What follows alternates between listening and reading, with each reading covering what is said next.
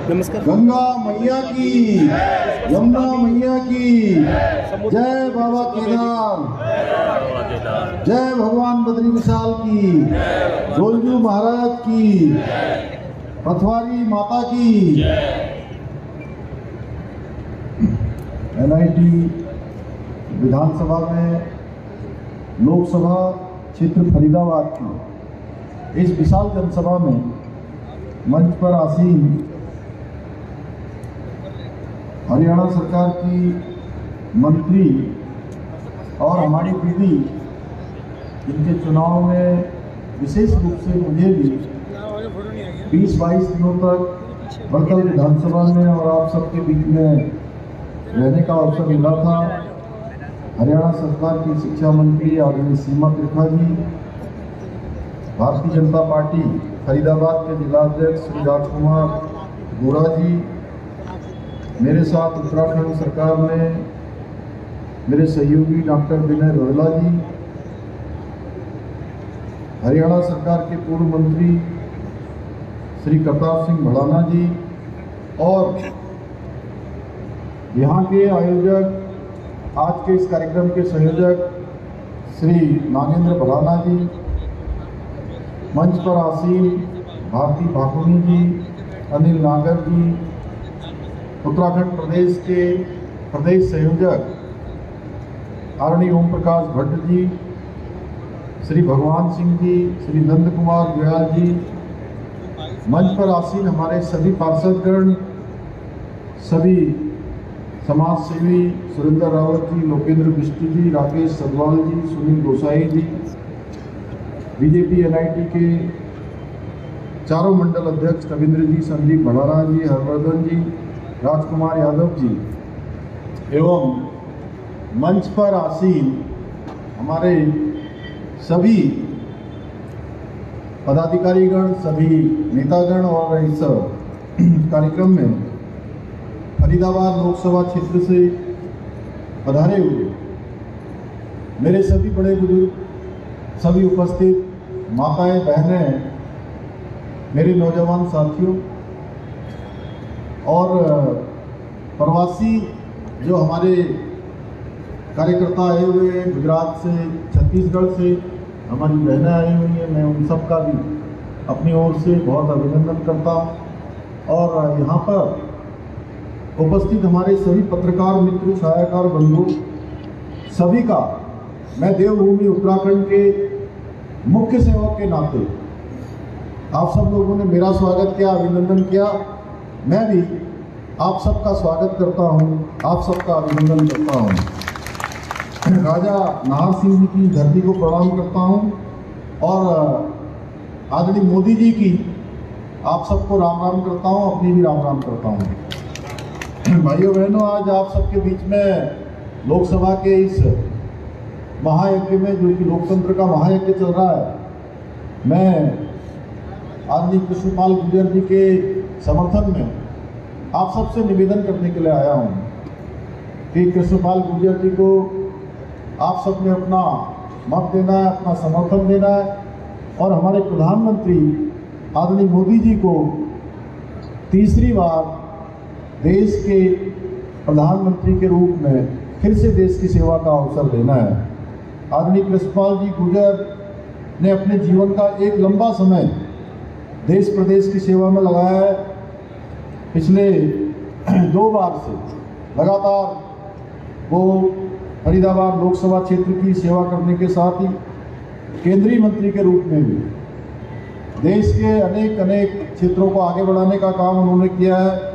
काफ़ी काम देश के लिए उन्होंने किया है।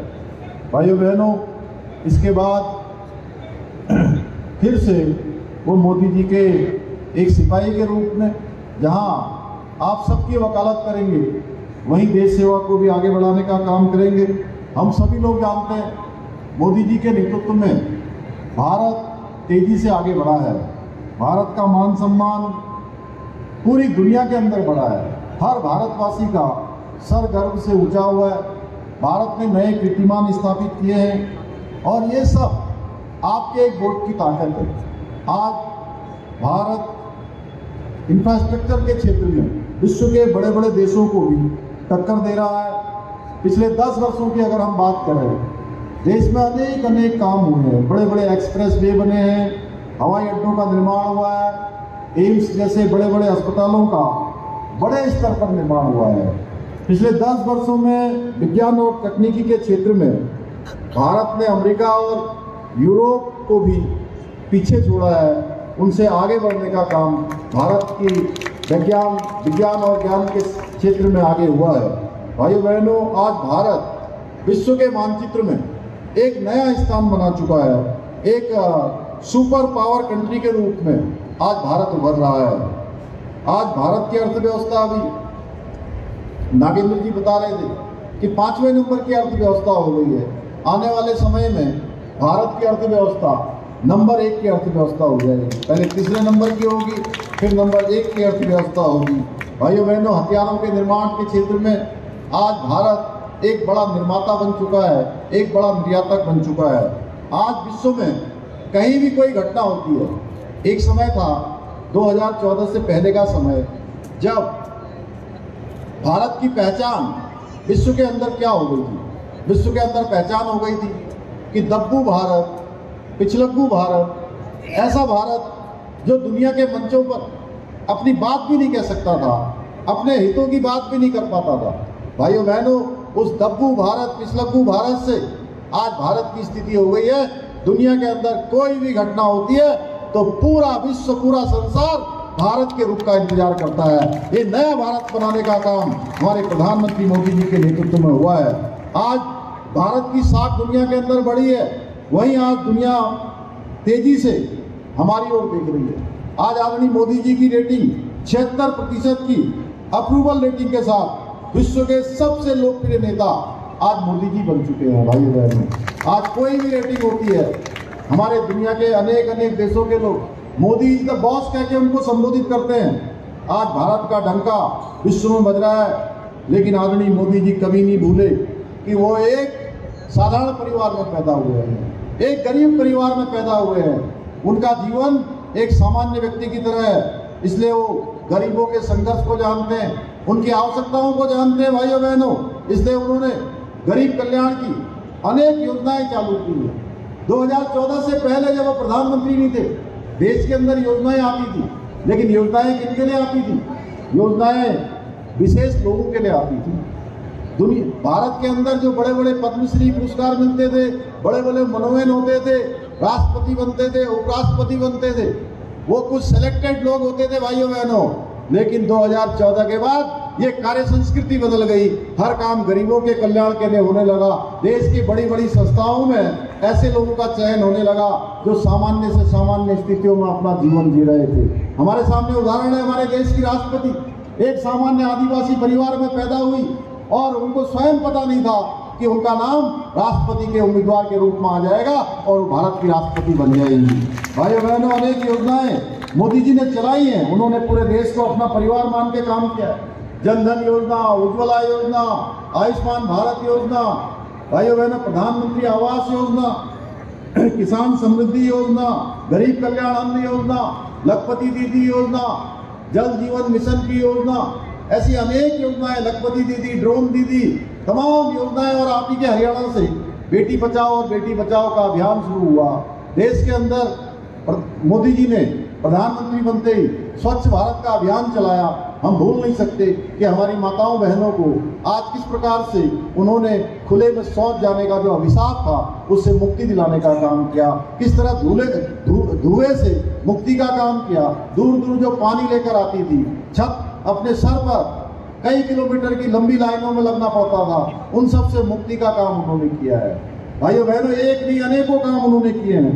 देश के 25 करोड़ गरीबी के नीचे रेखा के नीचे रहने वाले लोगों को गरीबी रेखा से बाहर निकालने का काम इन 10 वर्षों के कालखंड में माननीय प्रधानमंत्री मोदी जी ने किया है। और अपने जीवन का एक एक पल और एक एक क्षण उन्होंने देशवासियों को समर्पित किया है। इसके साथ साथ उन्होंने बड़े कड़े फैसले भी लिए।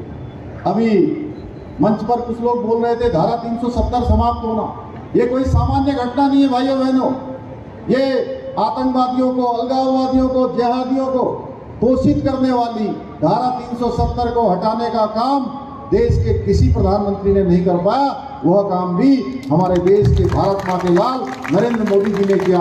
कश्मीर भारत का अभिन्न अंग बन गया। इसके साथ साथ अभी सीएए का कानून देश के अंदर लागू हुआ है।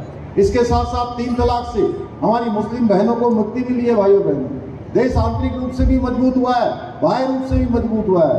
आज कोई दुश्मन अगर हमको आंख दिखाता है तो उसको मुंहतोड़ जवाब देने का काम भारत की सेना करती है। पहले के समय में हमारे सैनिकों को अगर कोई सीमा पार से गोली आती थी, आतंकवादी की गोली आती थी, अलगाववादी जिहादी की गोली आती थी, तो भाइयों बहनों उनको आदेश नहीं होता था कि गोली का जवाब देना है कि नहीं देना है। लेकिन मोदी जी के प्रधानमंत्री बनने के बाद अब सेना का मनोबल इतना बड़ा कि सेना जहां एक तरफ सर्जिकल स्ट्राइक करती है, चाहे क्वांग में कोई घटना होती है या डोकलाम में कोई घटना होती है, तो भारत की सेना आज गोली का जवाब गोलों से देने का काम करती है, तोप से देने का काम करती है, नए भारत बनाने का काम किया है। हमारी विरासत को, हमारी संस्कृति को, हमारे धार्मिक स्थानों को भी आज आगे बढ़ाने का काम किया है। चाहे आज करतार सिंह कॉरिडोर, उस कॉरिडोर को बनाने का काम किया है भाइयों बहनों। इसके साथ साथ चाहे हेमकुंड में रोपवे बनाने का काम हो, या काशी का नया काशी बनाना, भव्य काशी और दिव्य काशी बनाना हो, या महाकाल लोक बनाना हो उज्जैन में, या हम सबके आराध्य देव भगवान श्री राम का मंदिर जिसकी प्रतीक्षा हम लोग वर्षों से कर रहे थे, उसकी प्राण प्रतिष्ठा का काम भी हमारे मोदी जी के नेतृत्व में संभव हुआ। ऐसे अनेक ऐतिहासिक निर्णय देश के अंदर लिए गए। भाइयों बहनों, मैं देवभूमि उत्तराखंड से आता हूँ। देवभूमि उत्तराखंड में भी हमने आदरणीय प्रधानमंत्री जी के मार्गदर्शन में अनेक फैसले लिए। अभी नागेंद्र भड़ाना जी हमारे बोल रहे थे कि उत्तराखंड को एक गौरव प्राप्त हो गया, देवभूमि को एक गौरव प्राप्त हो गया कि देश की आज़ादी के बाद जो देश का संकल्प था, भारतीय जनता पार्टी का संकल्प था कि देश के अंदर सबके लिए एक समान कानून लागू होना चाहिए। भाइयों बहनों, हमने देवभूमि उत्तराखंड की जनता से संकल्प रखा था और देवभूमि की जनता ने हमको इसके लिए आशीर्वाद दिया और देवभूमि ने ये गौरव प्राप्त कर लिया कि समान नागरिक संहिता का विधेयक उत्तराखंड में विधेयक बन गया। भाइयों बहनों, ये गंगोत्री उत्तराखंड से निकली है और ये पूरे देश को लाभान्वित करने का काम करेगी। इसी प्रकार से हमने उत्तराखंड में हमारे बेटे बेटियों के लिए नकल का अध्यादेश लेकर आए।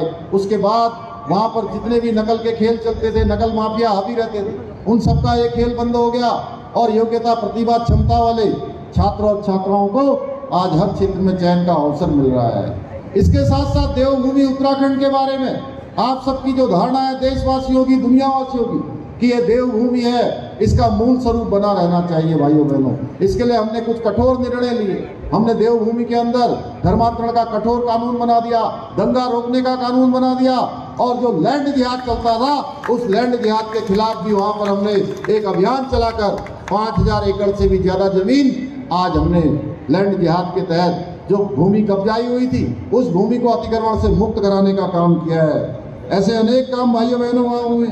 आज मोदी जी के नेतृत्व में जहां देश तेजी से आगे बढ़ रहा है, एक तरफ मोदी जी हैं जो एक विजन को लेकर समर्पित भाव से देश को आगे बढ़ाने का काम कर रहे हैं, देश को आर्थिक समृद्धि की ओर ले जा रहे हैं। दूसरी ओर भ्रष्टाचारी और परिवारवादी कांग्रेस और इंडी गठबंधन के लोग देश को फिर से 2014 की तरह भ्रष्टाचार की खाई की ओर धकेलना चाहते हैं। आपको याद होगा 2014 से पहले कांग्रेस सरकार किस तरह से भ्रष्टाचार के आकंड में डूबी हुई थी।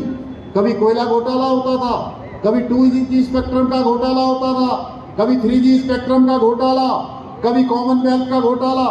कांग्रेस राज में जनता की गाड़ी कमाई के हजारों करोड़ रुपए की जो कमाई थी वो घोटालों की भेंट कर जाती थी। यहाँ भी अनेक घोटाले हुए, हरियाणा में भी कहीं औद्योगिक प्लांटों का घोटाला हुआ, कहीं जमीनों का घोटाला हुआ, कहीं पेपर पर्ची लीक का घोटाला हुआ।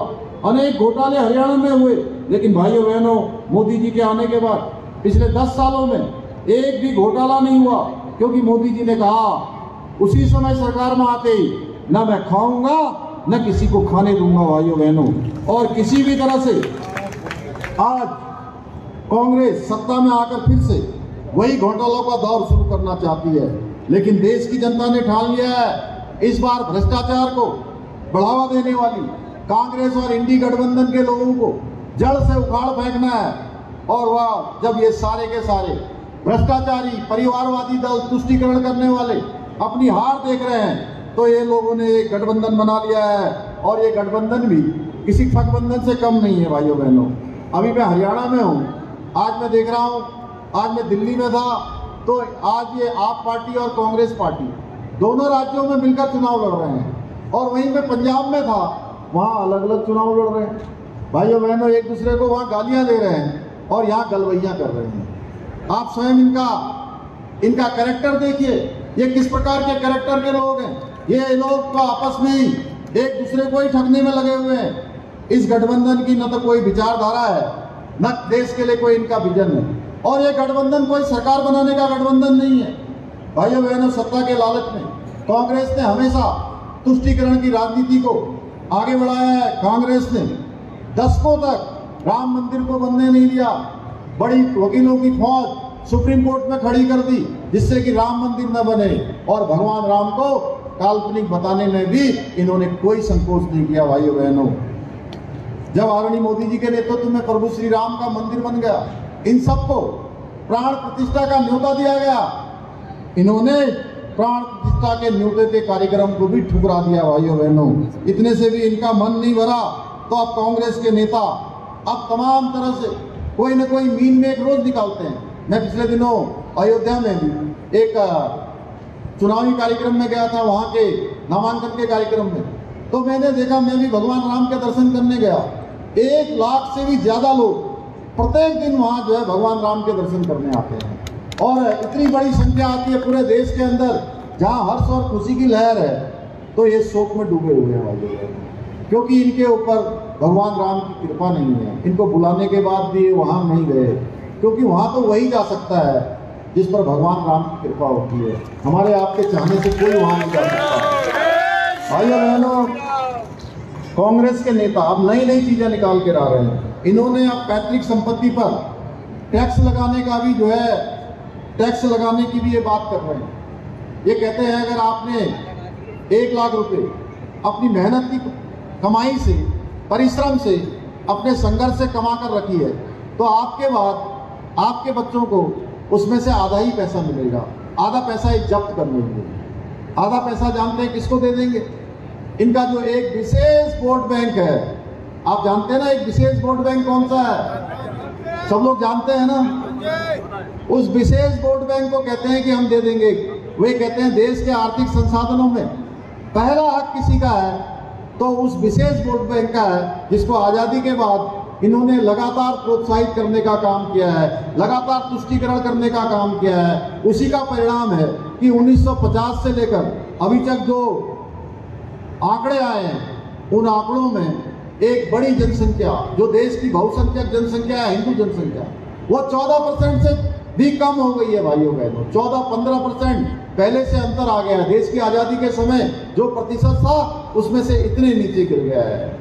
उसका कारण क्या है? अगर हम उसका अपने मन में अगर ये सवाल हमारे आता है, अगर हम उत्तर इसका मिलकर खोजेंगे तो उत्तर हमको मिल जाएगा कि ये कांग्रेस की नीतियों के कारण से, देश के अंदर जिन्होंने 60 वर्षों तक देश के अंदर शासन किया है, देश की हुकूमत को चलाया है, उनकी नीतियों के कारण से ये हुआ है। भाइयों बहनों, आज मोदी जी कहते हैं कि उत्तराखंड देवभूमि में जो समान नागरिक संहिता लागू हो चुकी है, भारतीय जनता पार्टी के संकल्प पत्र में पूरे देश के अंदर इसको लागू करने का संकल्प लिया गया है, और दूसरी तरफ कांग्रेस पार्टी का जो घोषणा पत्र जारी होता है, ये कहते हैं मुस्लिम लीग के घोषणा पत्र की तरह कि हम पर्सनल लॉ को लागू करेंगे, हम शरिया कानून को लागू करेंगे।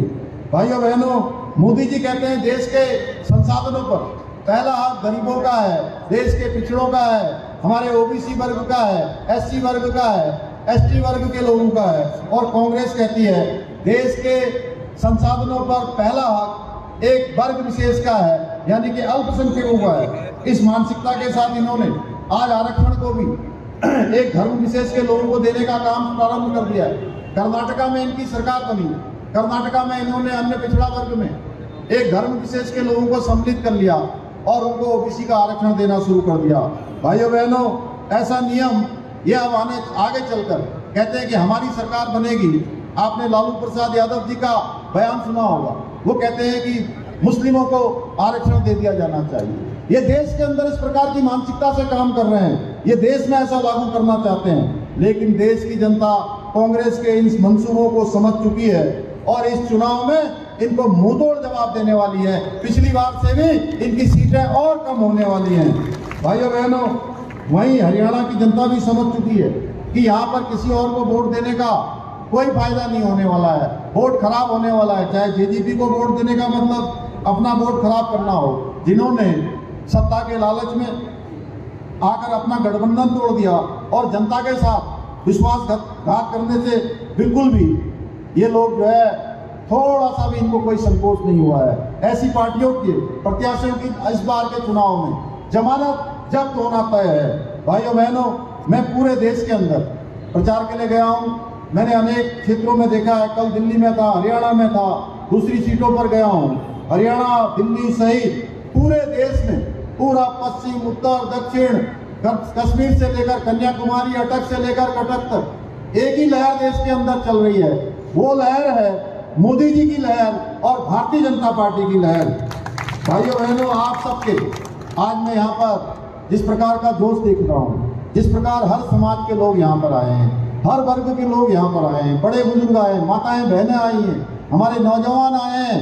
मैं आप सबके इस उत्साह को देखकर कह सकता हूँ, मेरे मन में कोई संशय नहीं है, कोई संदेह नहीं है कि जो आप लोगों ने 10 लाख वोटों के लक्ष्य से ज्यादा जीतने का जो लक्ष्य लिया है, वो लक्ष्य आपका पार होगा। मुझे पूरा विश्वास है 25 मई को हम सभी मिलकर फरीदाबाद लोकसभा क्षेत्र से भाजपा प्रत्याशी आदरणीय श्री कृष्णपाल गुर्जर जी को भारी मतों से विजय बनाएंगे और आदरणीय प्रधानमंत्री मोदी जी को तीसरी बार प्रधानमंत्री बनाने में लोकतंत्र के इस महायज्ञ में अपनी आहुति देंगे।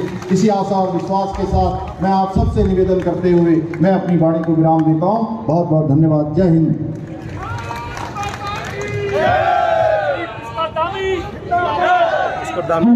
सभी आए हुए सभी सामाजिक धार्मिक संस्थाओं का, व्यापार मंडल का, घाटी विकास मंच का, दीपा माता मंदिर का और जितने भी हमारे सिख समाज से हैं, बन्नू बिरादरी से हैं, सनातन धर्म मंदिर से हैं, सभी का हार्दिक धन्यवाद।